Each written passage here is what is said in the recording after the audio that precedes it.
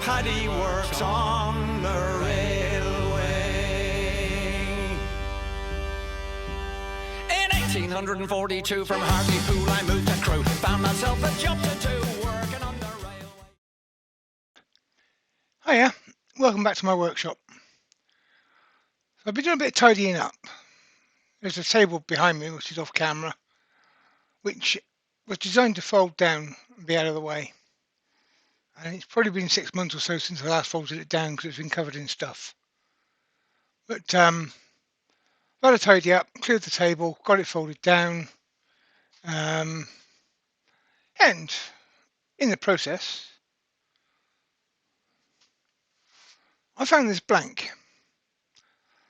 I have no recollection of why I cut this blank, what it's for, what it was intended to be, or if I actually had more than one blank and I did cut it with another one and didn't bother with this one. But for some reason I cut this blank and stuck it on the table and then forgot it. Now it's got a hole in it. I don't know, it's about 8-10 mil hole. Goes in about that far, which is kind of odd really. Had it gone in further, might have thought that's a tall bud vase, but it doesn't. So yeah, I don't really know what this is for. But hey, let's make something with it. Got to get rid of it so I can turn it and then burn it.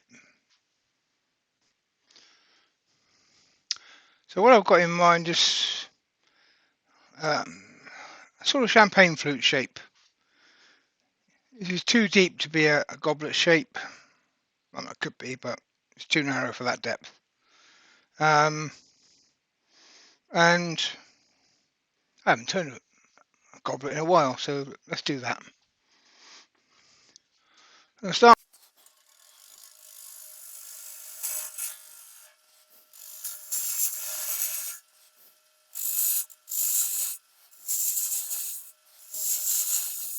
So I'm just roughing out the shape here. I'll come back to this.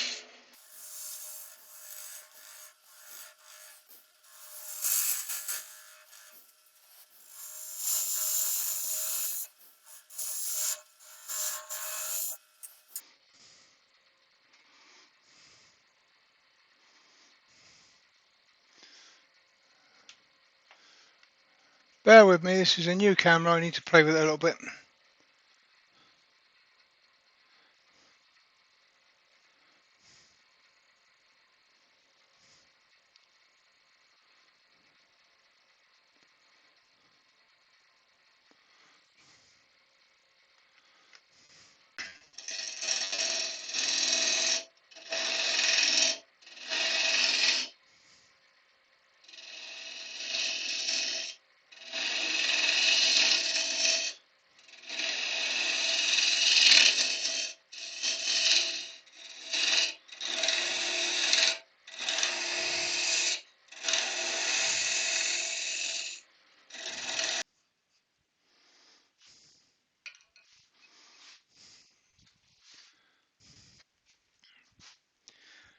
I'll probably cut out most of the hollow in part because I can't see it, you can't see it. But as you can see, I followed it. Just need to sand the inside, finish shaping the outside, sand the outside, and then get on with the stem.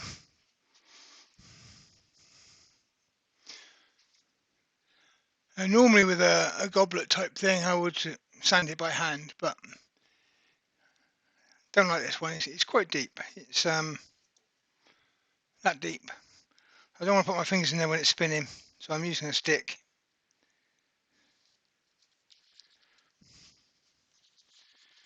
So it's going on with some 180 a minute.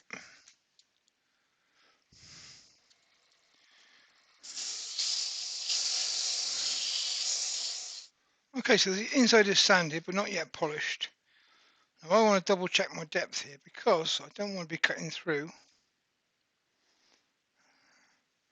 Yeah, and my hole goes down to there, so I need a bit of space on that. I've gone pretty thin on this wall.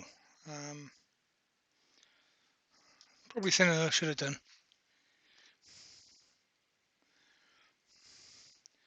that's the bottom of my glass there. So I don't want to start my stem till about there really.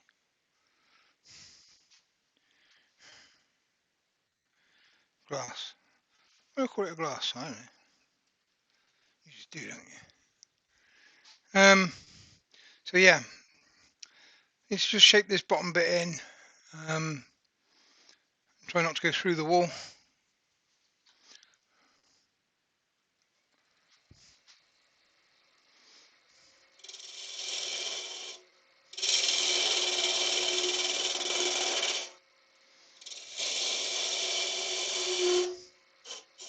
Okay, so the thing is sanded now on the goblet end. So it's time to put on my famous maple syrup sanding sealer. Can't believe this bottle hasn't broken yet.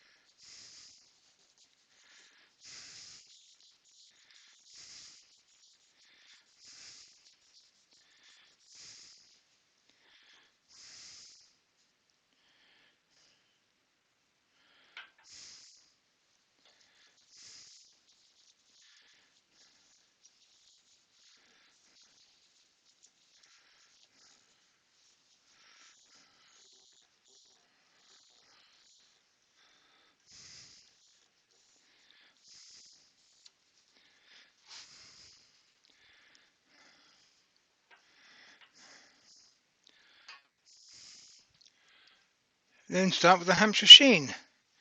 Now, as you notice then, my finger is entirely inside that, reaching the bottom of it. So I do not want to be putting wax on with my finger. Just going to denib that bit a bit. Also helps it to dry. And I'll do the first part of that. I'm not putting my finger all the way in.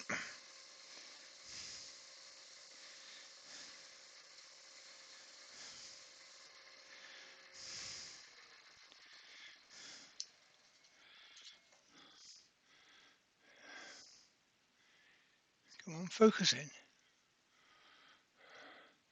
So I'm going to be using Hampshire sheen gloss finishing wax. Which is my go-to for most things, to be honest. Most things I want to be moderately shiny anyway.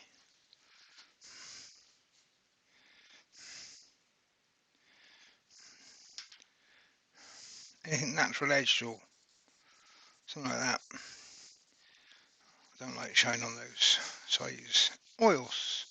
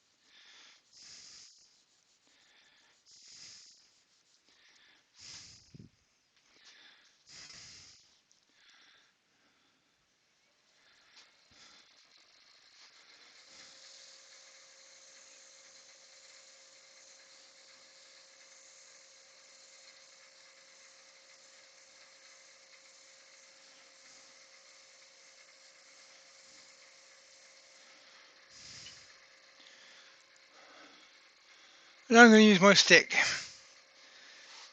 Same as I did with the sanding. I don't quite know how it's going to work, but we'll figure it out.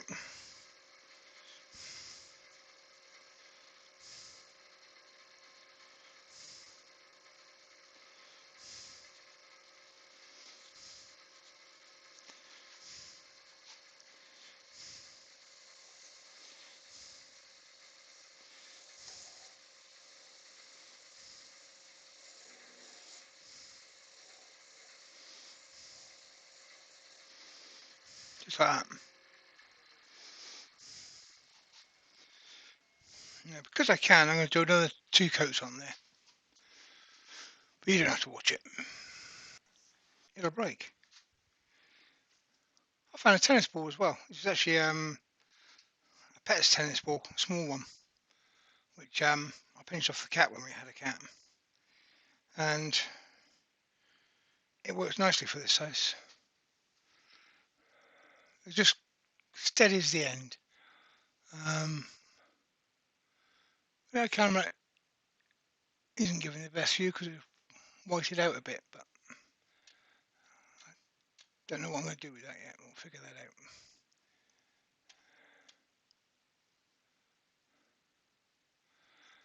Anyway, back to the overhead. I just flooded this little hole with some CA because there's a split coming off of there just going down there. So I'll just put some thin CA in there, let it set, and hopefully that'll stop us having a nasty surprise in a minute.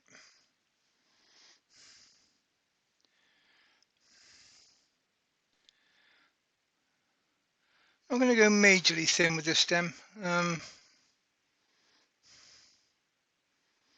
go too thin, all the pattern will be gone. We'll figure it out as we go along.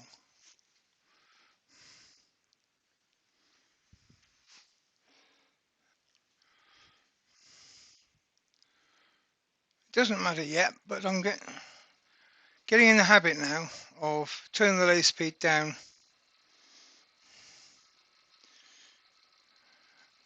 turning it on and then turning it up, which when I get to a thinner stem will pay dividends. And I'm just going to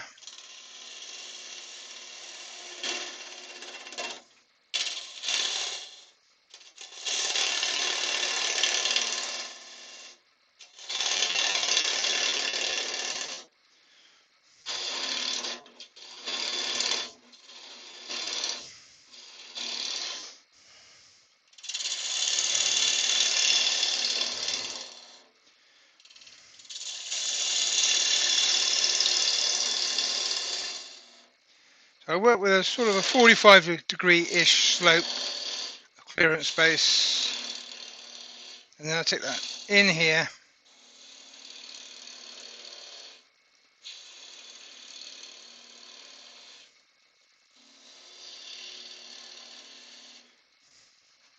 and I shall step my way back down the stem a little bit at a time like that. Tool rest is a tad high. As you get closer to the smaller diameter in the middle, you need to adjust your tool rest sometimes.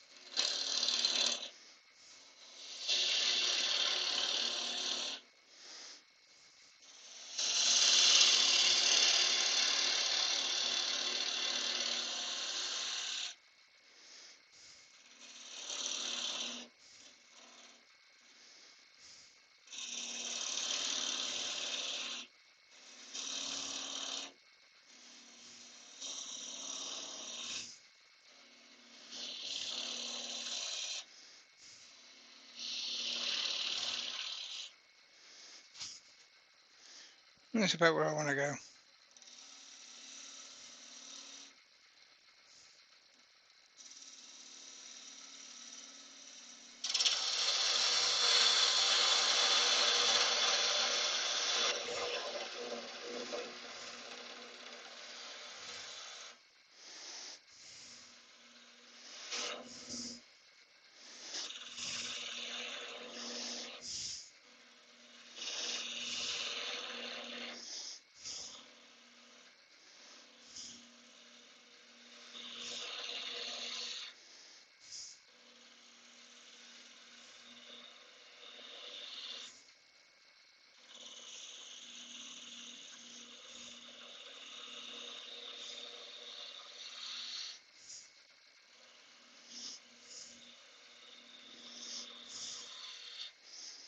That's probably about as far as I want to go.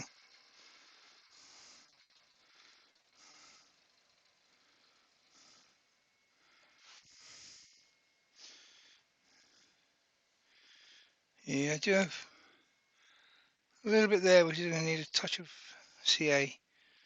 It's just a knot.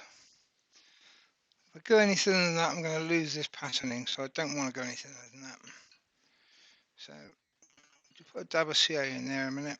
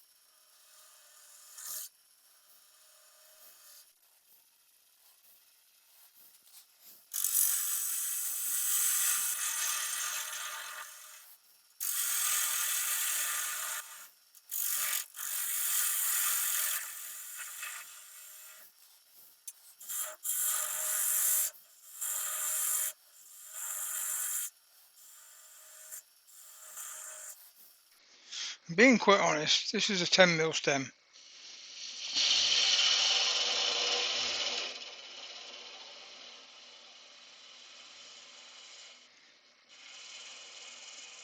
It really isn't very delicate. So I don't really need to take the speed down and up. I don't really need to sand and finish it in parts.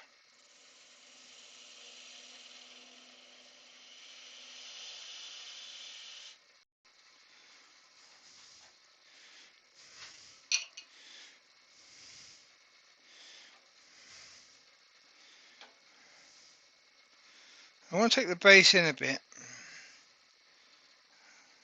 It's too wide as it stands.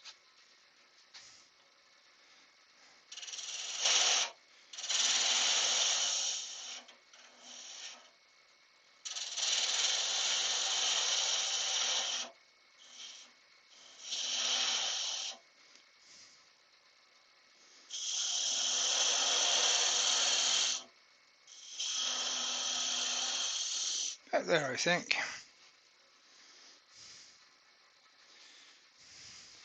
Yeah, and then start shaping from that. Now I took the tool rest up for that because this is set for the middle bit and I wanted a nice cut on the top. So I took the tool rest up, now I brought it back down again.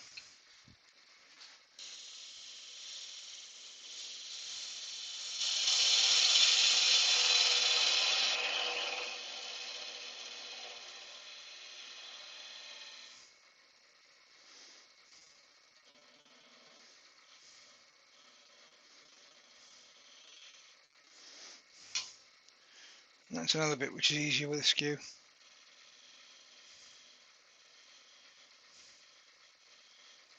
So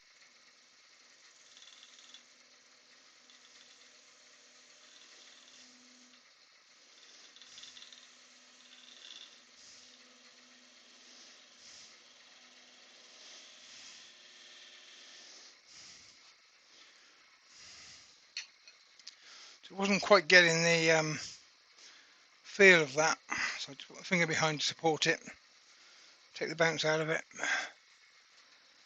And let's go for a piling tool, let's figure out where we're going to go.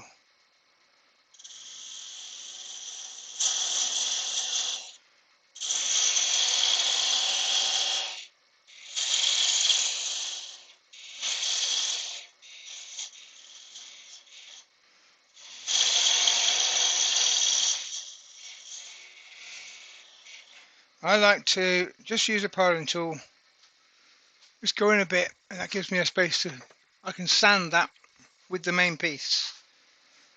So that means just the final bit that I need to part off and do separately. I just need to soften that corner, or both those corners.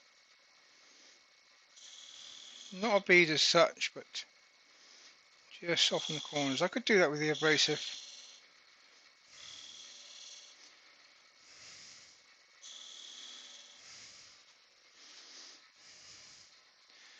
I find I get a better look at it when I'm using a cutting tool.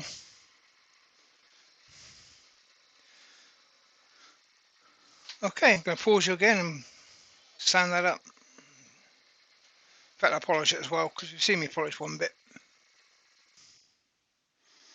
There we go, all polished up. Let's get it off the lathe.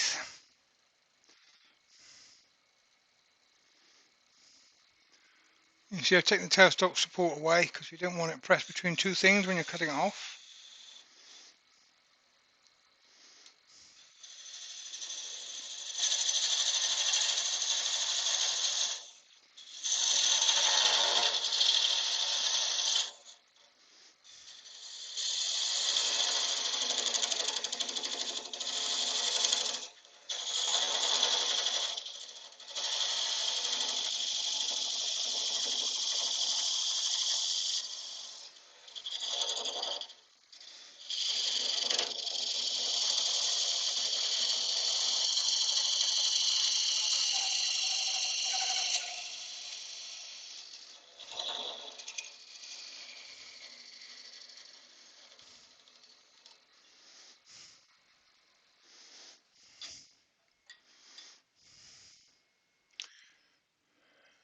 And there it is.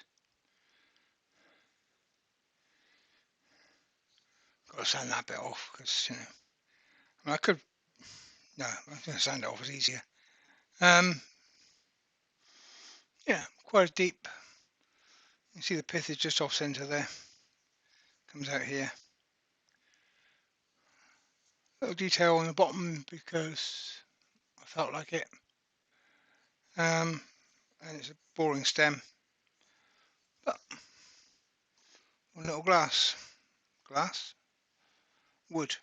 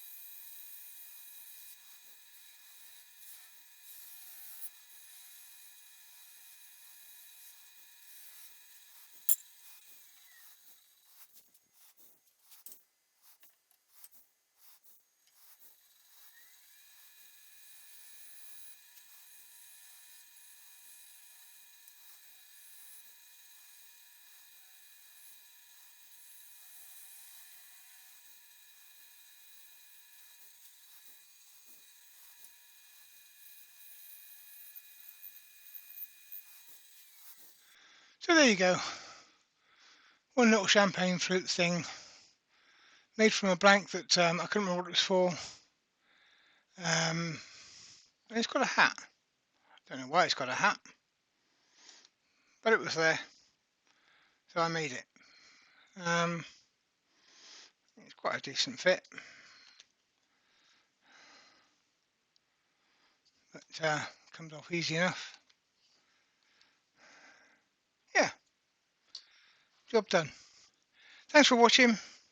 Please remember to hit the thumbs up, and if you're not subscribed, I'd love it if you did subscribe. The more I can get, the better it is, apparently.